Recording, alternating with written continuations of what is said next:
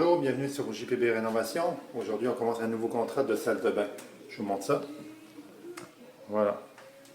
Alors, on commence la démolition. On va agrandir la salle de bain. Ici, en haut, il y a un puits de lumière.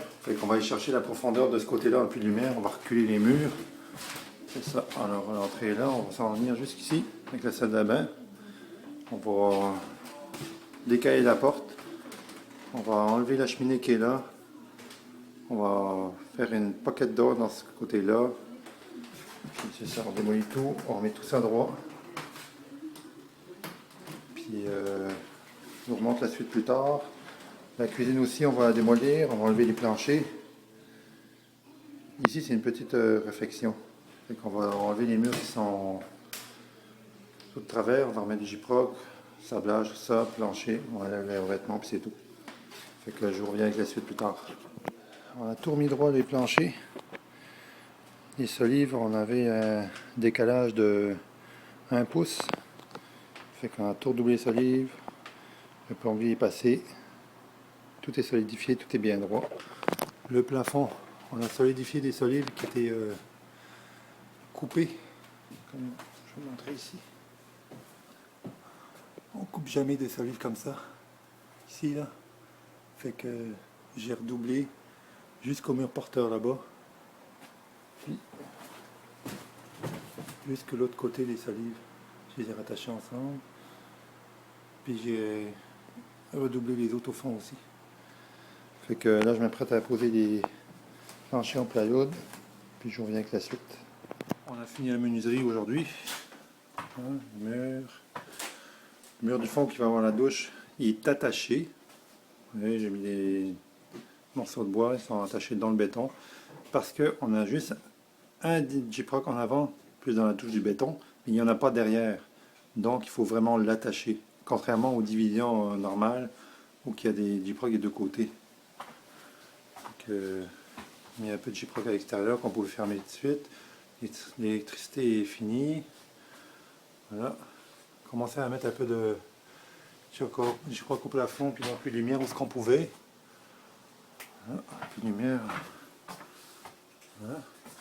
Et là, ce qu'on s'apprête à faire, c'est on va mettre un plancher chauffant, donc une membrane. On va la coller, ça a l'air de ça. Alors, le plancher chauffant, il va dans les interstices ici.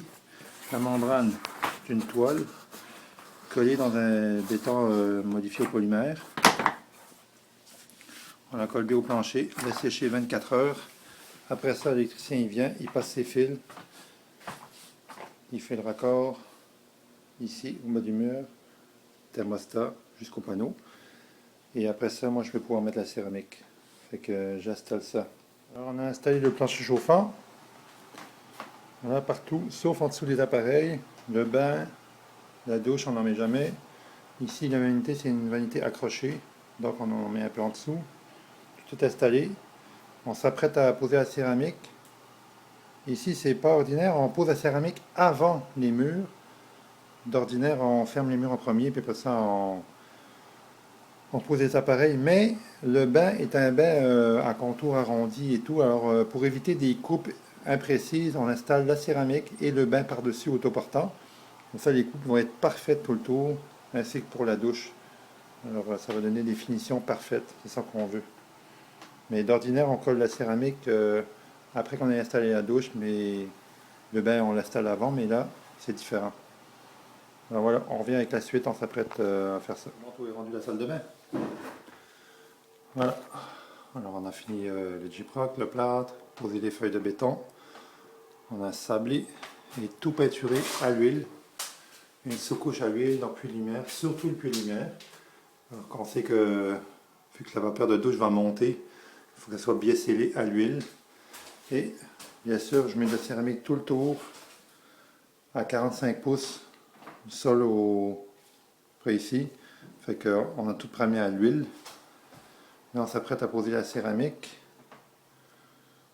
C'est pour ça que mes feuilles de béton sont préparées, TP, tout est prêt. Au sol, après la céramique est posée. On l'a protégé avec des cartons. Hein? Tout est posé. Là, on installe tout ça. Puis je vous montre en cours de route que ça donne. Plus tard, on avait fait une grosse journée. Et alors je vous montre où est rendu le projet. Voilà, on a fini de poser la céramique au mur. Dans la douche. Tout. Il va y avoir un bain ici. C'est pour ça qu'on a créé une alcôve. Voilà. Petite alcôve qui fait tout le tour. Avec la petite décoration qui rentre à l'intérieur de l'alcôve, qui retourne, qui ressort. Voilà. Tout le tour est fait. On l'a posé en briques. Voilà. On laisse sécher une journée. Très important. Après ça, on va venir faire le coulis. Et après ça, on va pouvoir peinturer et installer tous les appareils. Ça va être fini. Je reviens avec la suite. On a fini le projet de salle de bain. Je vous montre tout de suite ce qu'on a fait. Alors, voilà. On a installé un bain sur pattes. Une douche.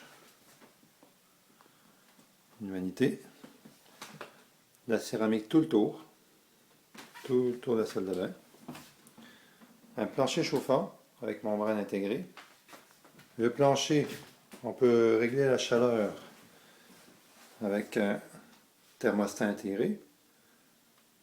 On peut régler le ventilateur avec une minuterie et les spots au plafond avec un dimmer. Ici, on a fait une alcôve. Il y avait une ancienne cheminée derrière. Là, on en a profité. On a fait une alcôve pour faire du rangement supplémentaire et le propriétaire n'a plus qu'à mettre des tablettes. On a créé une autre alcôve ici dans le bain pour poser les bouteilles de shampoing. Tout est bien scellé. Il y a de la céramique tout le tour à l'intérieur. Il n'y a aucun problème de filtration. La douche, on a une belle porte sur rail. Un beau rail, des belles roues. Voilà. Superbe. On a un beau puits de lumière en haut. Génial de froid pour voir les étoiles. Une douche parapluie. La vanité sur pied. Ici. Avec une belle pharmacie, beaucoup de lumière au-dessus. Et bien sûr la toilette. Toilette économique. 2 flushes, 6 litres. On a une pocket door. Elle rentre dans le mur ici, derrière. C'est génial qu'on ait une petite salle de bain. Alors voilà le projet terminé. Génial pour les enfants. Ils ont un bain, une douche. Et encore une belle salle de bain dont je suis pas mal fier. Alors on se revoit sur le prochain projet de duplex qu'on transforme en cottage.